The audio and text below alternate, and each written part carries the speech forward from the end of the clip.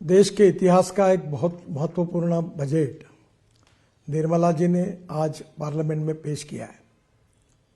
ये जो बजट की विशेषता ये है कि हमारी इकोनॉमी को एक्सेलरेट करने वाला ये बजट है। जहाँ तक इंफ्रास्ट्रक्चर को हर समय वित्त मंत्री प्राथमिकता देते हैं, इस समय भी हमारा बजट बढ़ा है, जिसके कारण इंफ्रा रोड सेक्टर में इसका बहुत बड़ा फायदा होगा। मुझे इस बात की खुशी है कि कृषि विभाग की ओर उन्होंने विशेष रूप से ध्यान दिया है। तिलहन हो, विशेष रूप से तेल बिया हो, इसके उत्पादन कैसे बढ़े और किसान आत्मनिर्भर कैसे बने, इसका भी विचार किया गया है। विशेष रूप से इनकम टैक्स के बारे में एक रिफॉर्म करके नया कानून लाकर इसको और सरलीकरण उसका करना, ये जनता के लिए बहुत बड़ी राहत होगी। और 12 लाख रुपए की उत्पादन के लिए इनकम टैक्स में जो राहत दी गई है वो भी बहुत महत्वपूर्ण है।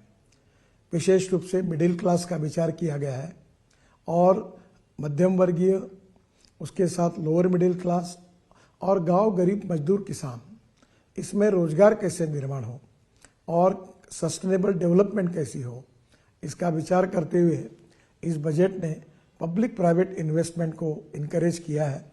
मुझे लगता है ये बहुत बड़ा सेक्टर है, जिसके कारण नए रोजगार निर्माण होंगे, ग्रोथ बढ़ेगी और निश्चित रूप से देश के विकास में उसका योगदान होगा। जहाँ तक ट्रांसपोर्ट सेक्टर है, हम 22 लाख करोड़ के फॉसिल फ्यूल इंपोर्ट करते हैं।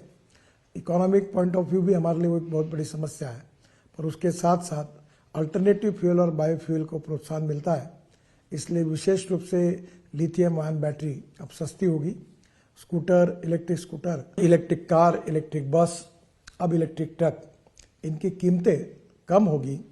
जो $150 पर किलोवाट पर आवर थी वो $105 पर किलोवाट पर आवर आई है, वो $100 के नीचे जाएगी और इलेक्ट्रिक के वाहन और लोकप्रिय बनेंगे, प्रदूषण से मुक्ति मिलेगी और देश में नए रोजगार निर्माण होंगे।